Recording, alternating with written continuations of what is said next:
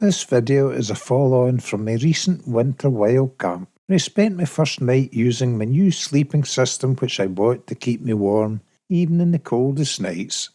A few days after that trial run, the clocks moved forward to British summertime, and the first day was a lovely day, so I headed up the loch to my promised land. In that previous video, I had landed at a random out-of-the-way spot in lovely Loch Etive to waterproof my tent and try the sleeping bag.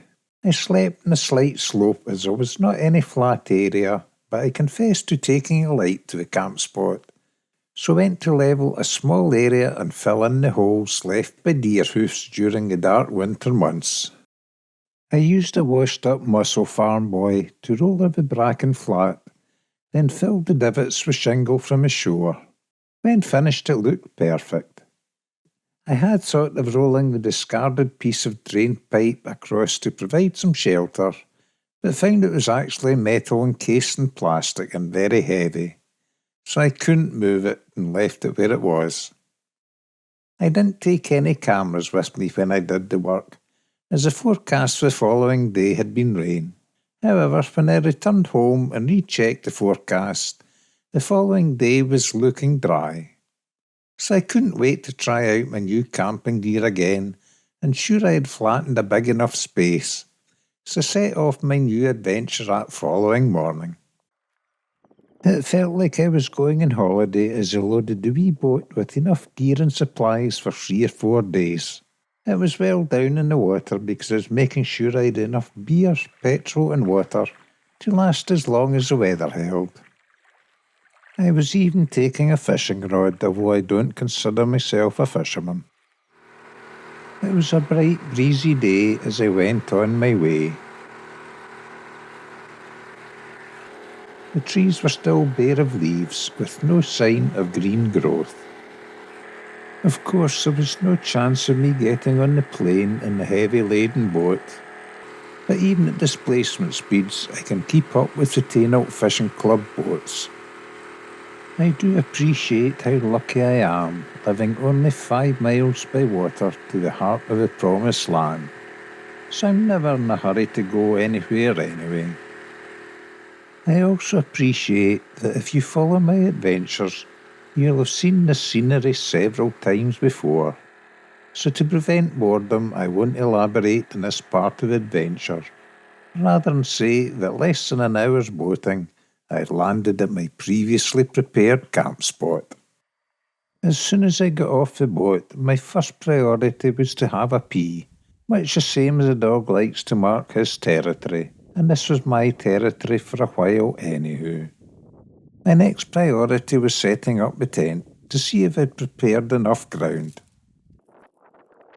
I have set up this 15-year-old Vango Banshee 300 tent that many times that I can do it in jig time. And if I had a penny for every night I had slept in it, I could pay for a night in the Hilton Hotel, but not had near as much fun. Vango advertised their Banshee 200 tent as fit for 2 persons, and their Banshee 300 fit for 3 persons. I tend to advertise their Banshee 200 too small for 1 person, and find the Banshee 300 is perfect for one old git in the zone. I can sit up in the 300 where I can only lie down in the 200. Plenty space beside me for most of my gear, although I confess I'm advertising this to boaters and not backpackers who I'm sure will disagree with me. I can understand their thoughts too, as carrying a canvas house on your back for many miles is not the same as transporting it in a boat, even if additional weight means I can't get in the plane. Finally, I guess it only takes a few minutes of talking rubbish to easily put up the Banshee regardless its size. My next task was to make the bed. I discovered the Kozer self-inflating mat fits snugly inside the cheap Tesco summer sleeping bag. This helps to protect the mat on the bottom, hold the bag in place and insulate me from the ground on top and bottom. The mat itself is 7.5mm thick, and when inside the sleeping bag is as comfortable as my home mattress. The duck-down sleeping bag and liner had already proved to be warm enough even in the coldest nights. Having set up my new home from home to the best of my ability, it was now time to sit and relax, slurping some hot coffee while admiring the fantastic views from my porch.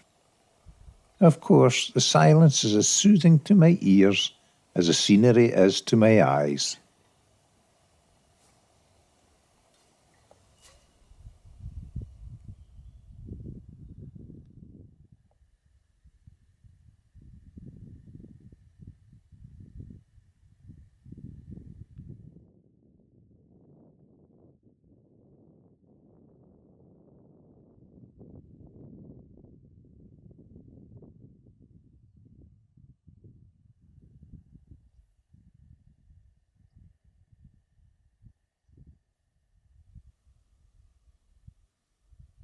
I then unload the rest of my gear from the boat and complete setting up camp.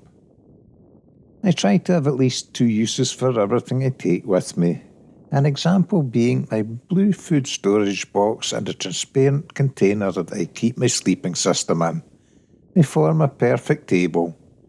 Obviously, the transparent container has a waterproof lid, and it keeps rain out the blue storage box as well.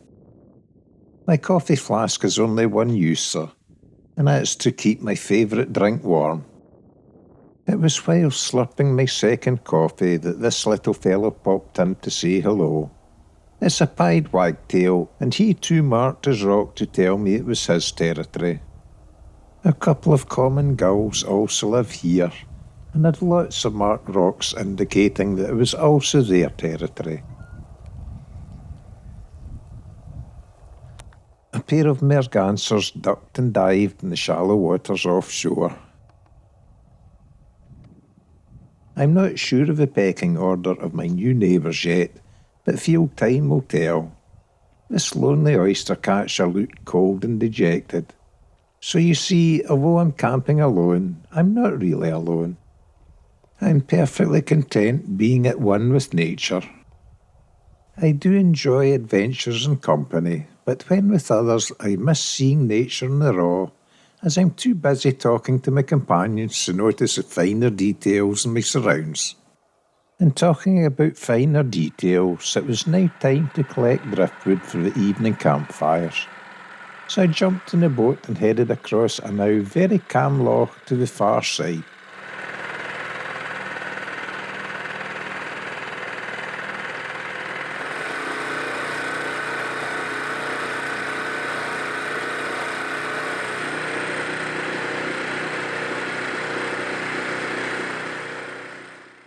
The tide was out when I landed at Sandy Armady Bay, a place where driftwood seems to collect.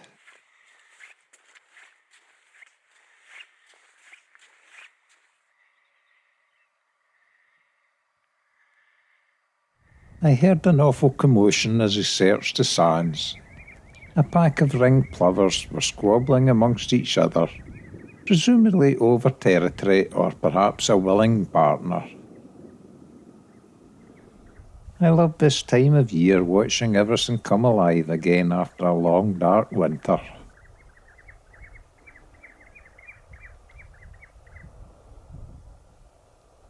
And I too was becoming more alive after my long dark winter. I soon had a boatload of wood. Although I had no interest in a mating season at my age. So while I was on this side of the loch, I decided to call in and see the seals of Inverliver Bay, not a great distance away, and to also trawl a Rapala lure, thinking that a fish caught would really make my day. Sadly, the fish weren't at home, but the seals were, and I wondered if they had eaten them all. I switched my outboard off and went in a silent drift for half an hour, slurping some coffee as I watched a little part of our day go by. I did think they were lazy buggers, but perhaps that's because their bellies were full of the fish that I wanted.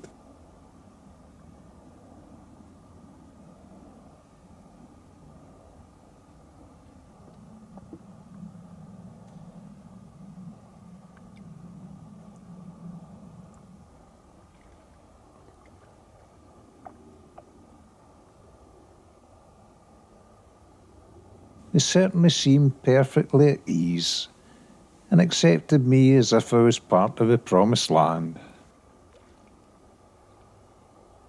They seemed to know that I was no threat to either animal or bird, but I do confess I would have happily murdered a sea trout. Having seen enough of seals and no signs of fish, I hungrily headed back to my little part of paradise in the promised land.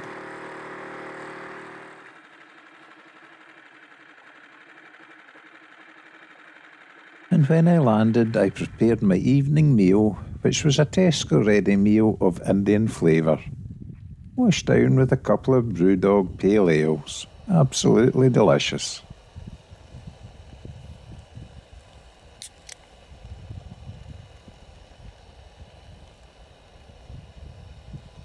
Then after my dinner, I took the Rapala lure off the spinning rod and replaced it with a small Devon minnow.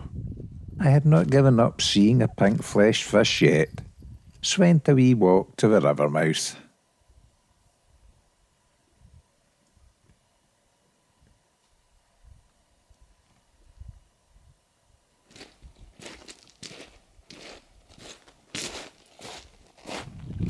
It was around an hour until high tide, and the light was low, so I thought I had a good chance of a close encounter.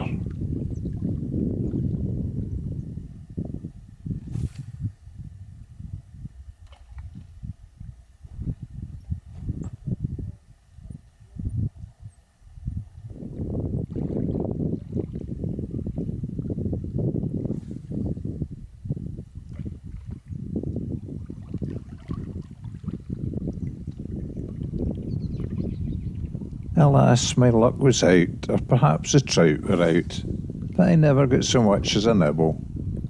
I presumed it was too cold for them, as I was now feeling the cold, so headed back to light my campfire.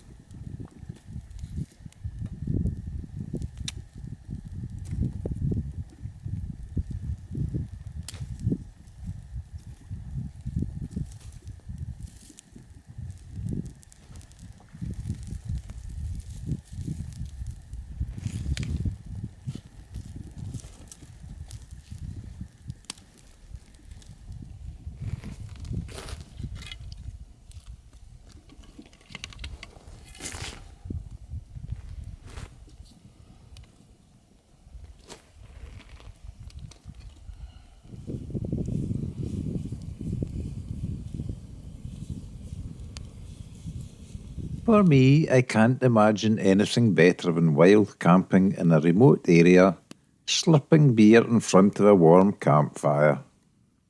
Especially at the start of spring, which is way too early for midges. Unfortunately, just as the light was failing, it started to rain. I was prepared though, as I had found an old sheet of plastic and a discarded builder's bag on a nearby shore, perfect for keeping my wood stock dry.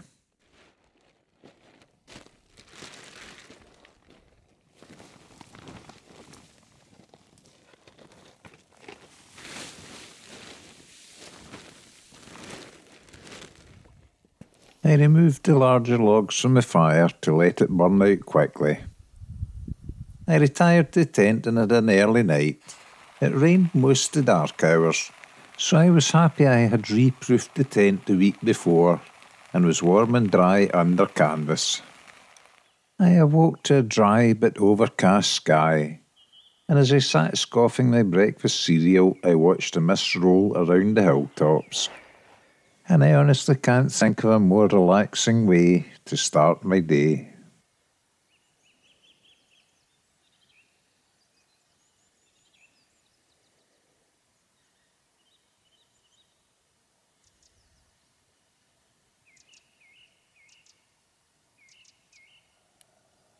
The loch was like glass as I jumped in the boat, started its outboard and headed out my little bay.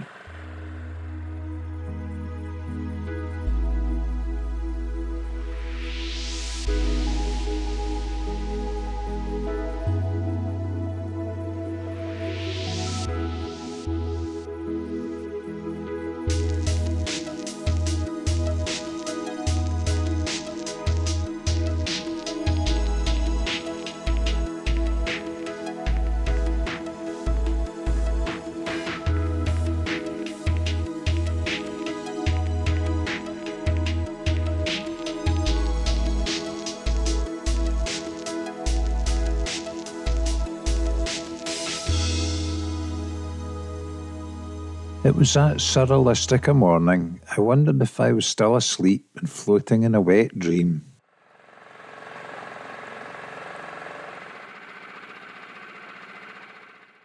Until I landed to go a walk that I knew would get my pulse racing, as I was on a mission.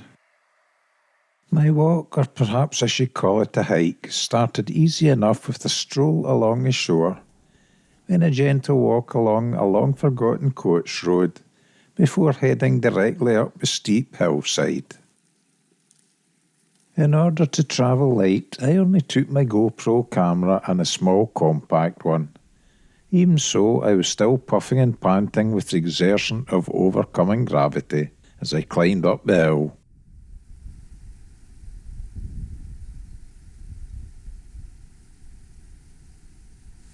Hot and weary, I enjoyed a drink straight from this pool.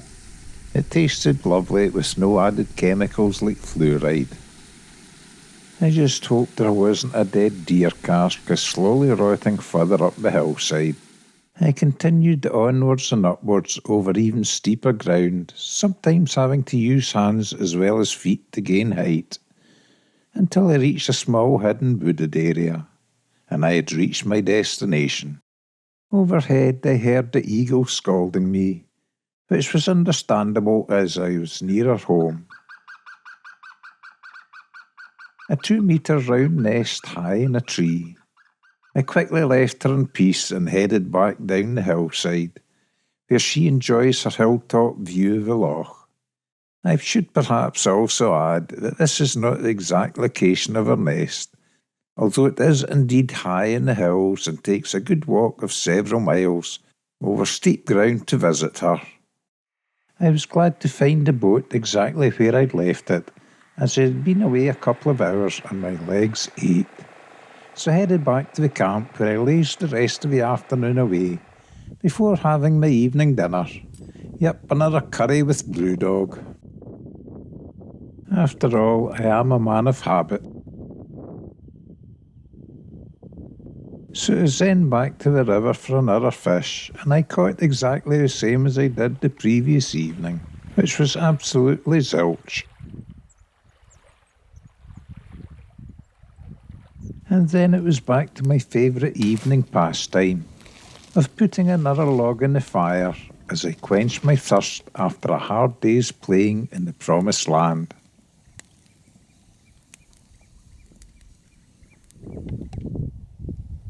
It's a hard life being a pensioner and living on your own. An overcast sky meant there was no sunset, but at least it remained dry, and I went to bed a happy man. The following morning was clear and bright, and I was up to watch the sunrise over the hills.